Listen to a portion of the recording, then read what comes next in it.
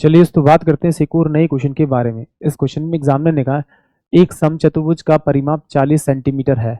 यदि उसका एक विकर्ण 12 सेंटीमीटर लंबा है हो तो दूसरे विकर्ण की लंबाई क्या है, ये एग्जामिनर मुझसे पूछ रहा है। तो सिंपल सी बात है, पहले तो आपको इस फिगर के बारे में पता होना चाहिए कि ये फिगर क्या है और इसकी प्रॉपर्टीज क्या है। जो समचतुर्भुज होता है उसे इंग्लिश में रोम्बस बोलते हैं और उसकी सभी साइडें बराबर होती है। बट ये एक स्क्वायर के टाइप ही होता है। स्क्वायर को अगर हम थोड़ा ऊपर से प्रेशर कर देंगे तो इसका एक डायगोनल बड़ा हो जाएगा, एक डायगोनल छोटा हो जाएगा। बट इनके तो डायगोनल यानी विकर्ण दोनों एक दूसरे को 90 डिग्री पे कट करते हैं। ये इसकी प्रॉपर्टी है।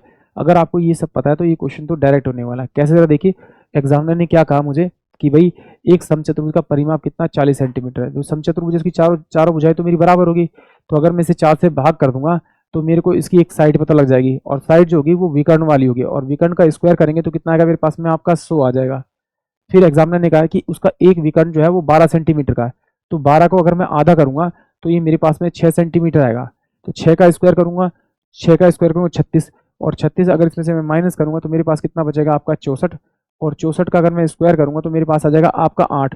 यानी कि जो दूसरा डायगोनल है उसकी आधी भुजा मेरे पास में आ गई 8, उसको आप डबल कर दीजिए तो इसका मतलब है 16 सेंटीमीटर आएगी। यानी कि ऑप्शन सी जो है वो इस क्वेश्चन के लिए करेक्ट होगा। ये तो एग्जाम में आपको इस तरह से करना है। अब समझना है इसको कि एक्चुअली में किया कैसे। जरा देखिए, ये मेरे पास में एक वर्ग होता है आपका इस तरह से, ये मेरे पास में एक वर्ग है, ये मेरे पास साइड ए है, ये मेरे पास ए है, ये मेरे पास में ए है। इसको इससे मिलाऊंगा, इसको इससे मिलाऊंगा तो ये डायगोनल जो है इसकी लेंथ इसके बराबर होगी, इसकी लेंथ इसके बराबर होगी, इसकी लेंथ इसके बराबर, यानी ये वाली लेंथ इसके बराबर भी होगी, ये वाली लेंथ इसके बराबर भी होगी और ये इसके बराबर होगी, इसकी डायगोनल बराबर होंगे। और डायगोनल जो है वो 90 डिग्री पे बाइसेक्ट करते हैं। अगर मैं इसको भी यहाँ थोड़ा सा इसको प्रेशर करूंगा तो ये जो मेरे पास जो ये स्क्वायर हो जाएगा वो कुछ इस टाइप में हो जाएगा आपका।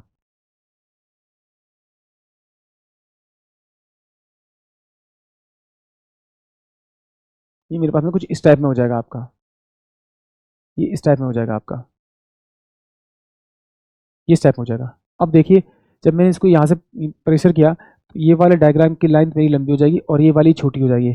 बट ये वाला जो डायग्राम है जो बाइसेक्ट करता था ये वाला इसके बराबर होगा और ये वाला इसके बराबर होगा। यहाँ पर ये 90 डिग्री का एंगल होगा। तो अगर मुझे एक डायगोनल दे रखा है इसने 12 का, तो अगर मैं 12 का मैं आधा करूंगा तो ये इधर वाला मेरे पास में 6 हो जाएगा और ये इधर वाला मेरे पास में 6 हो जाएगा। अब उसने क्या दे रखा है, उसका परिमाप दे रखा है। परिमाप का मतलब ये वाली साइड, ये वाली साइड, ये वाली साइड, ये वाली साइड, सारी साइडों को उसने जोड़ा। तो जोड़ने के बाद कितना सम 40 आया। तो सारी साइडें तो उसकी बराबर होती हैं।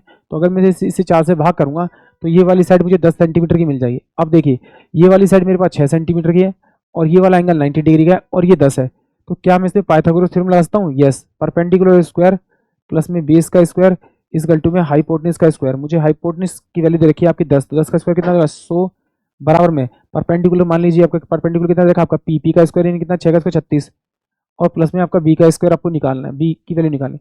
तो उसको इधर भेजूंगा तो बी स्क्वायर इजकल टू में कितना हो जाएगा आपका 64, तो बी इजकल टू में कितना हो जाएगा आपका, ये आपका 8 आ जाएगा। यानी कि इसकी वैल्यू जो आ गई मेरे पास में वो कितनी है कि 8 आ गई। अगर ये मेरे पास में 8 है तो इसको डबल करेंगे तो कितना आ जाएगा आपका 16 आ जाएगा। यानी कि ऑप्शन जो मेरे पास में सी होगा वो इस क्वेश्चन के लिए करेक्ट होगा। आई होप आप सभी को क्वेश्चन समझ में आया होगा।